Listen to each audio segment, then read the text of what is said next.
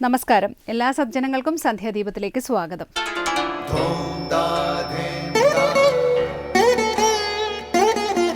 ശുഭം ഭവതു കല്യാണമായുസാരോഗ്യവർദ്ധനം സർവദുഃഖ വിനാശായ സന്ധ്യാദീപം നമോസ്തുതേ.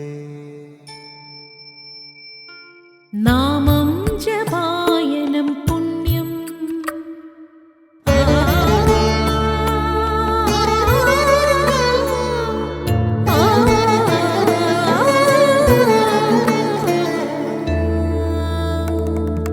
നാമം ജപായനം പുണ്യം നിരുപമദീപാങ്കുരം പോലെ സ്വരശ്രുതിലയവരമതുലം ദീവാങ്കണം മോക്ഷസംഗീതസാരം നീളും വഴിത്താരയിൽ ജീവതാരം മന്ത്രാലാപം മായാവിൻ നിൻ പ്രസാദം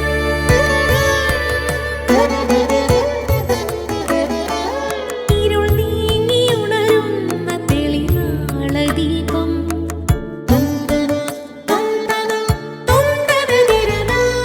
ഇരുൾ നീങ്ങിയുണരുന്ന തെളിനാളദീപം പ്രണവാമൃതം ചൊരിയുന്ന ദീപം ദീപം ദീപം ദീപം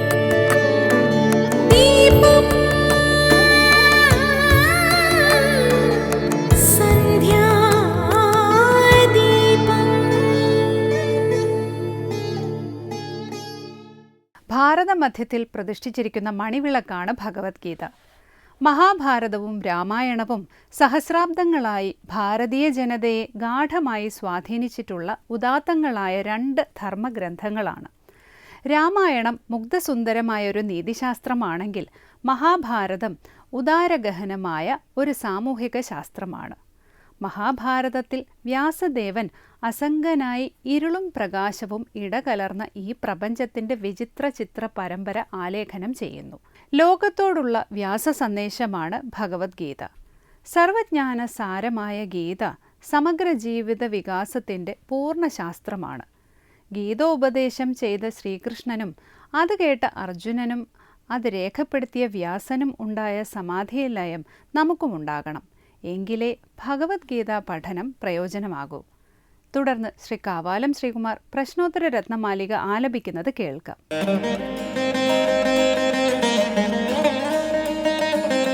കിം ജന്മ വിഷയസംഗ കിമുത്തരം ജന്മപുത്ര സ്യാത് കോ പരിഹാര്യോ മൃത്യുഃ കുത്ര പദം വിന്യസേച്ഛ ദൃക്ഭൂതേ. കിം ജന്മ വിഷയസംഗ കിമുത്തരം ജന്മപുത്ര സ്യാത് കോ പരിഹാര്യോ മൃത്യുഃ കുത്ര പദം വിന്യസേച്ഛ ദൃക്ഭൂതേ. അടുത്തതായി ശങ്കര സ്തോത്രാമൃതം. ശ്രീ ശങ്കരാചാര്യരുടെ പ്രശ്നോത്തര രത്നമാലികയിലെ ഒരു ചോദ്യം ഒരിക്കലും വ്യർത്ഥമാകാത്തതും അങ്ങേയറ്റം മൂല്യവുമുള്ള വാക്കുകൾ ആരുടേതാണ് എന്നാണ്. സത്യശീലർ, മൗനശീലർ, ശമശീലർ എന്നിവരുടെ വാക്കുകൾ മൂല്യമുള്ളതാണെന്ന് ആചാര്യൻ മറുപടി പറയുന്നു. എന്താണ് ജന്മം എന്ന ചോദ്യത്തിനും രണ്ടാമത്തെ ജന്മം എന്താണ് എന്നുള്ളതും ആചാര്യൻ നൽകുന്ന മറുപടി വ്യാഖ്യാനിക്കുകയാണ് ഇന്ന് ശങ്കര സ്തോത്രാമൃതത്തിൽ സ്വാമി ചിദാനന്ദപുരി.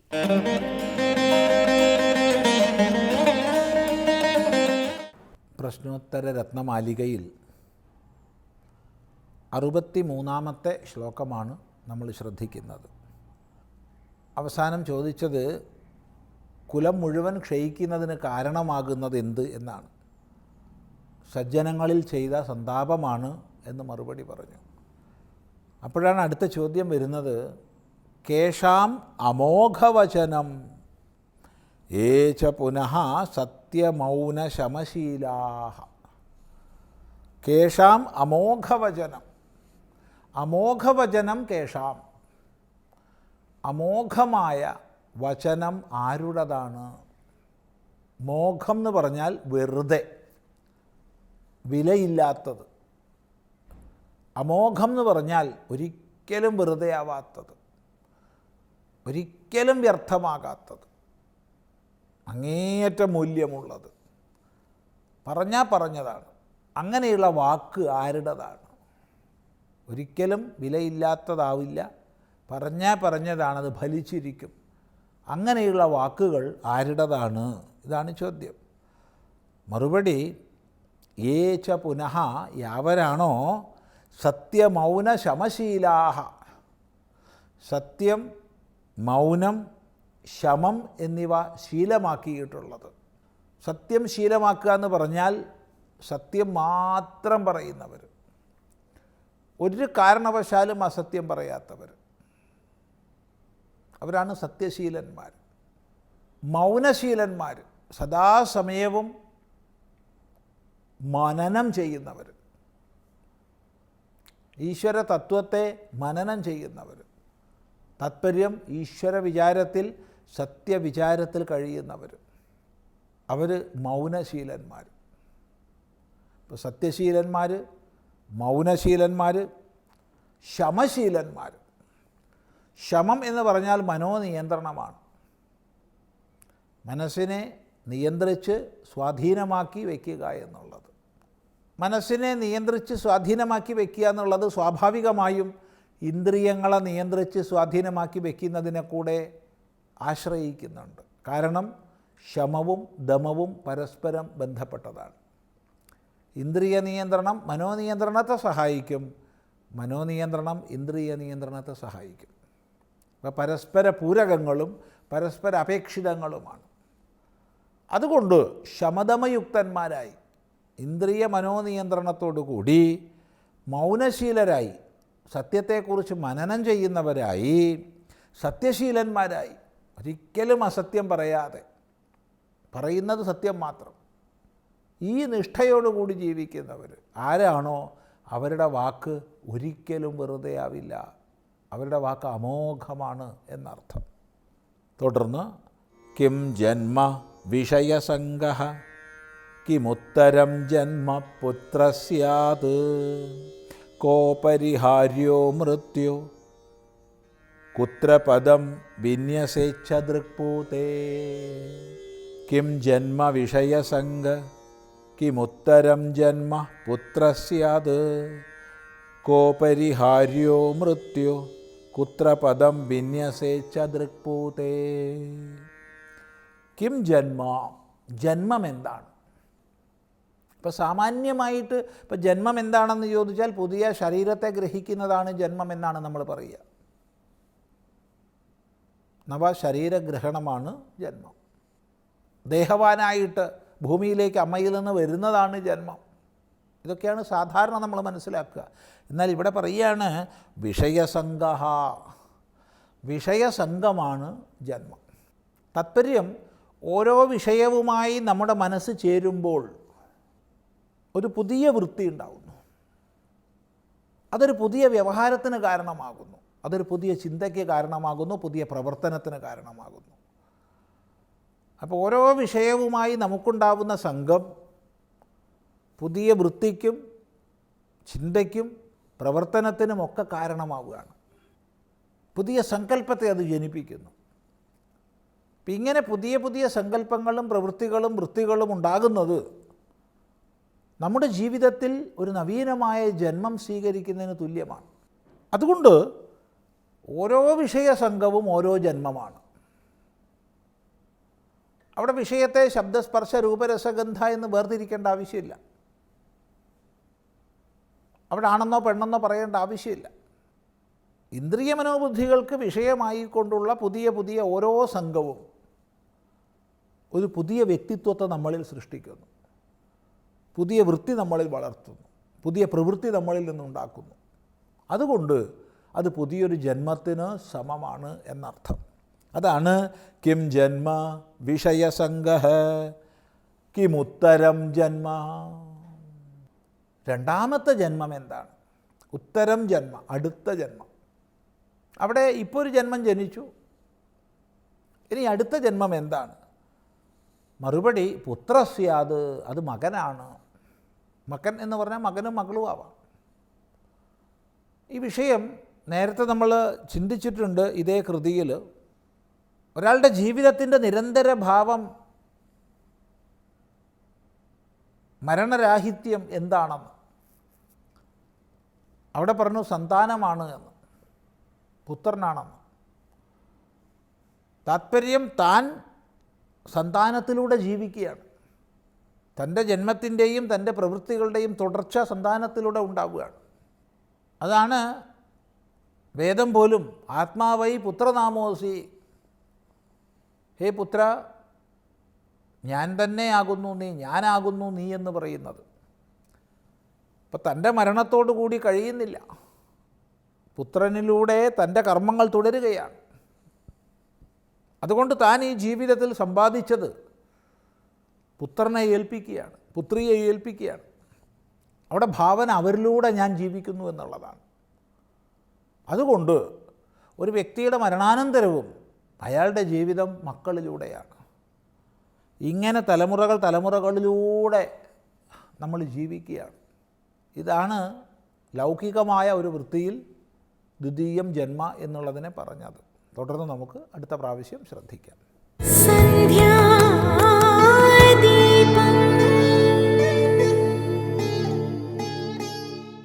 തുടർന്ന് സനാതനധർമ്മം.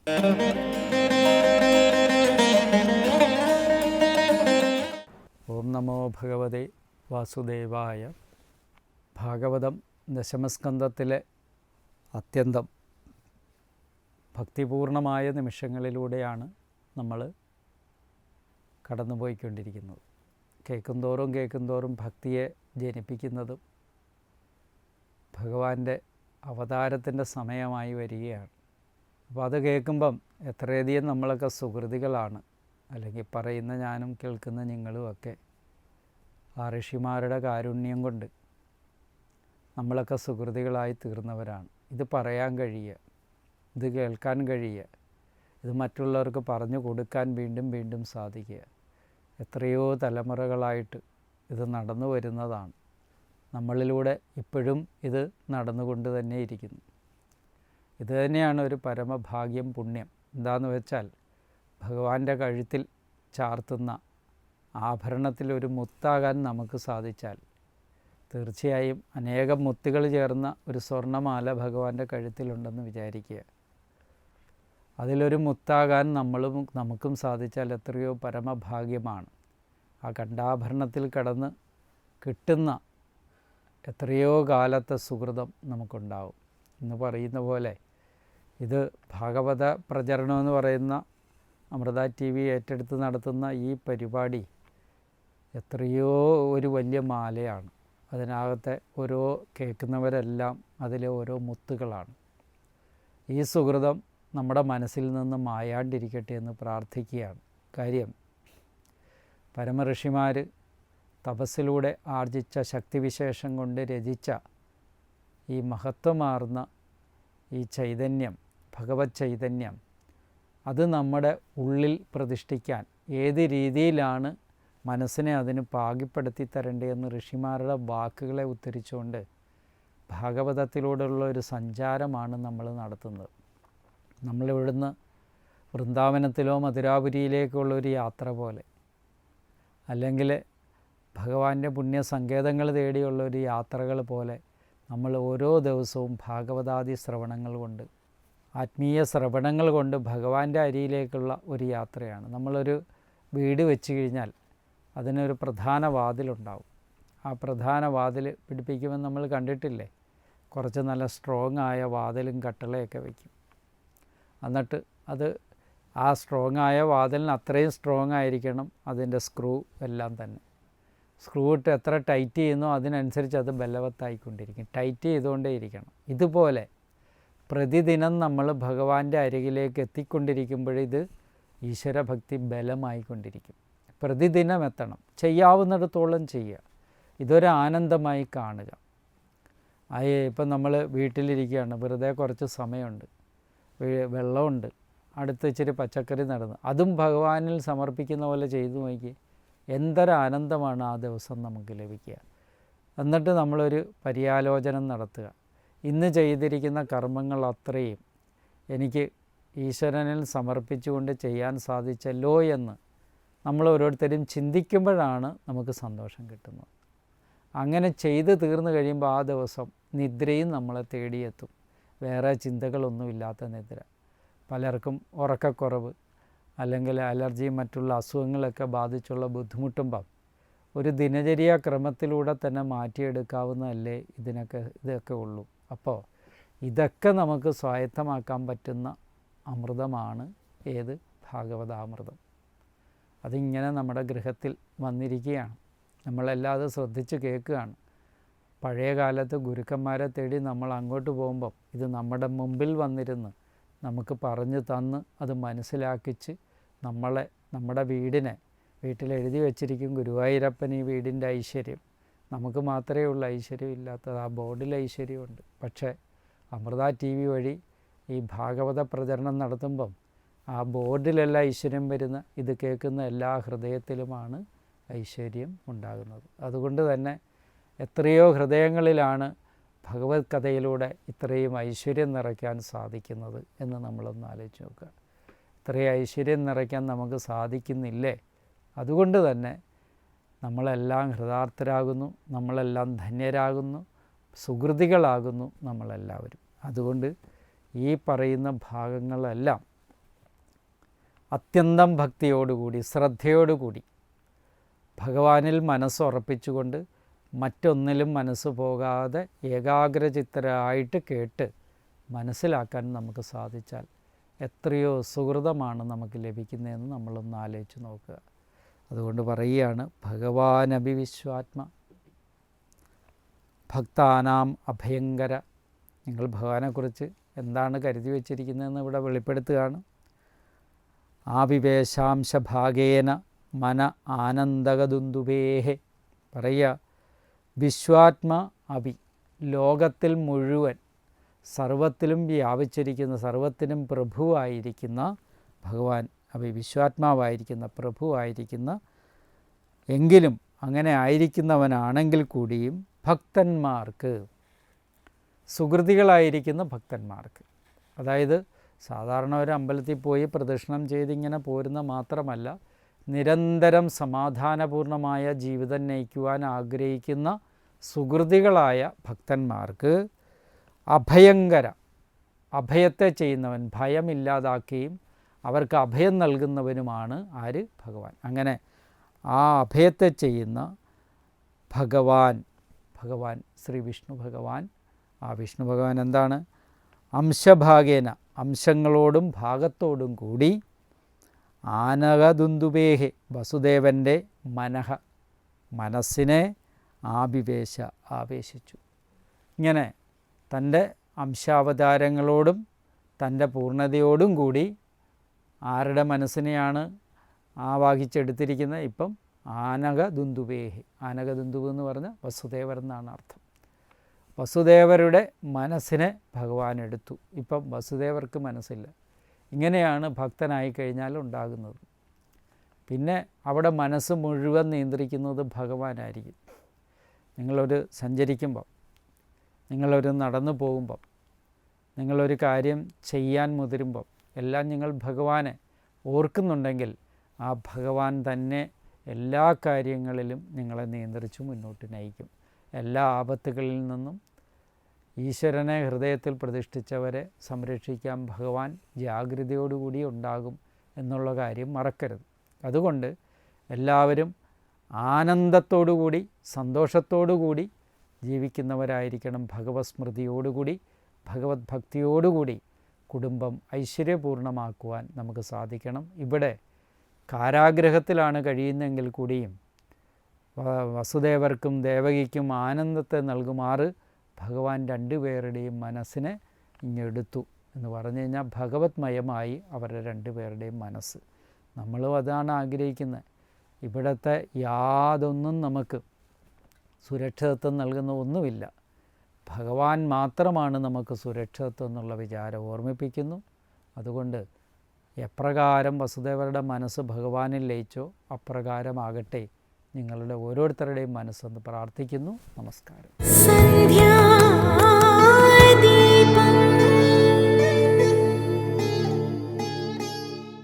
അടുത്തതായി ദീപാരാധനയാണ്. ക്ഷേത്ര സന്നിധിയിലെത്തി മംഗളാരതി തൊഴുത് ഇന്നത്തേക്ക് മടങ്ങാം.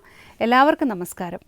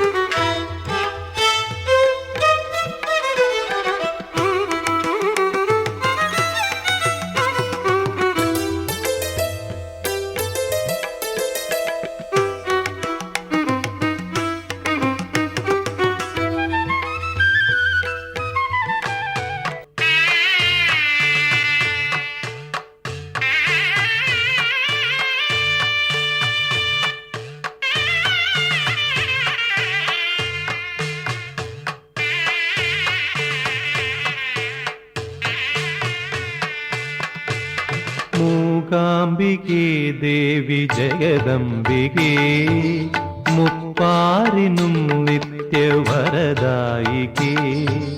മൂകാംബികേ ദേവി ജഗദംബികേ മുപ്പാരിനും നിത്യവരദായികേ. അടിയനിൽ വിടരും പത്മദളങ്ങളിൽ അവതരിക്കൂ ദേവി, അനുഗ്രഹിക്കൂ. മൂകാംബികേ ദേവി ജഗദംബികേ മുപ്പാരിനും നിത്യവരദായികേ.